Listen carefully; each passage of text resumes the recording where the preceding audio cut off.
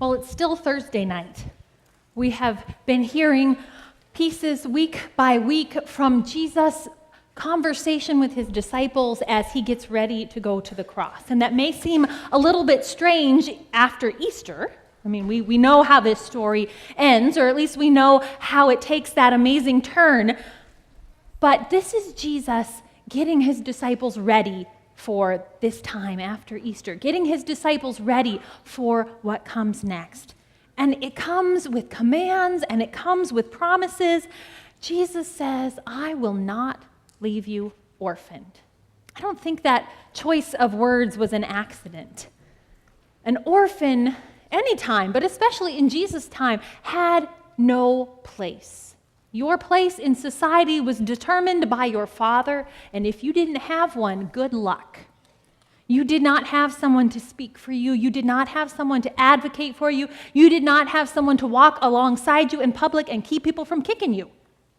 You need an advocate. And you can see how the disciples might feel that way as they hear Jesus getting ready to do something that seems crazy. I'm sure they don't really quite understand, but they know that he keeps talking about going away, and they don't like it because they have dropped everything to follow this guy. He had such a compelling way of understanding the world that they needed to be with him day in and day out. They have walked away from everything because this person was able to show them the way to go. And now he's leaving. And they don't have someone to orient themselves, to orient them to the world. They don't have that person who helped them understand their place in the world and what they were supposed to be about. He is going away, and of course they're going to feel orphaned. Of course they are going to feel lost. They are going to feel like they don't have that person looking out for them and guiding them and going ahead of them. And maybe you know that feeling.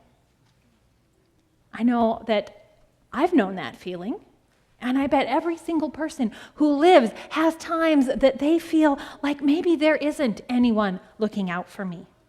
Maybe I really have been left behind. I don't have a place in this world. I don't fit.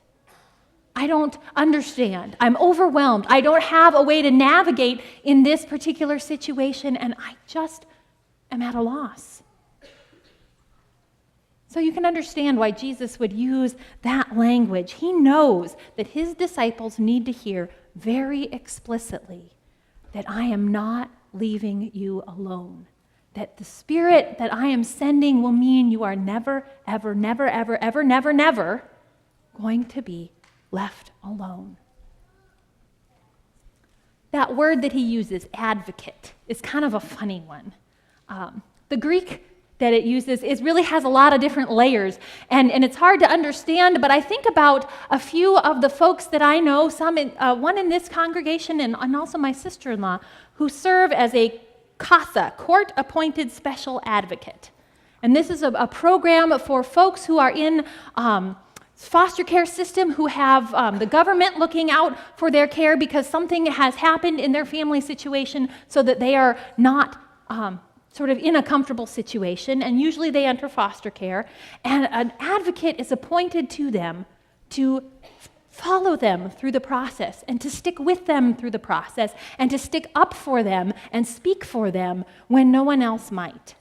Because the system is complicated. They have social workers who care deeply but do not get to spend nearly as much time with these children as these court-appointed advocates do.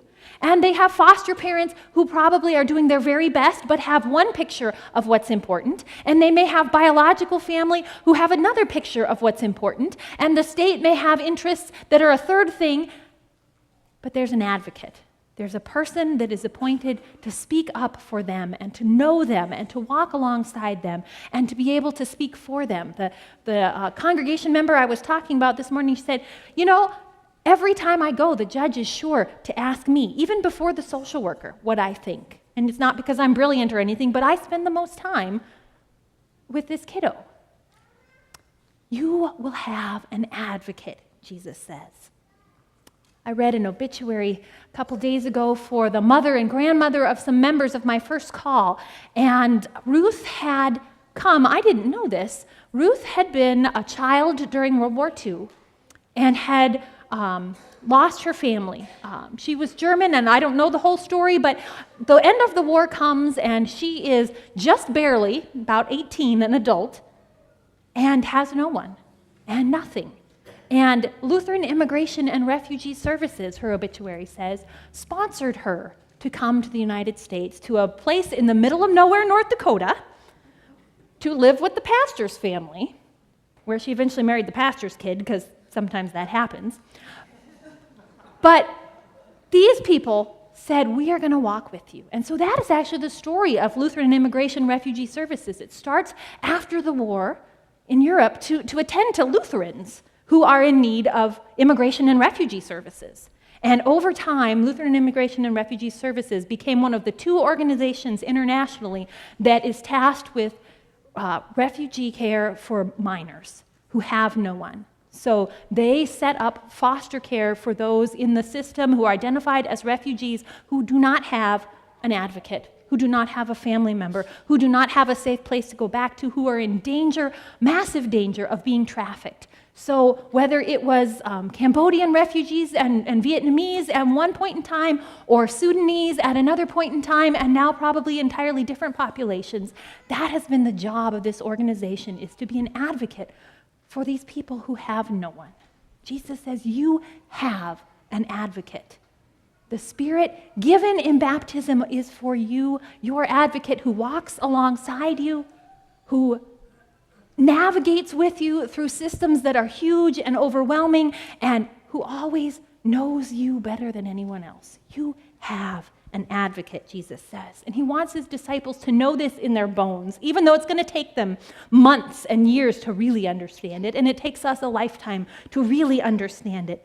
But Jesus says, you need this.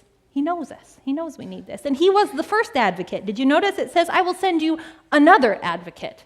Because Jesus is the first one that is sent alongside. That's what the word really means in Greek, someone that's called alongside you. And so you have an advocate there who can speak for you, but always is walking alongside you. And Jesus did that in the flesh. And when he is crucified and risen and ascended and the Spirit comes, that kind of explodes outward to all of space and time. To us thousands of years later, to people like us halfway across the globe from where his feet actually touched soil.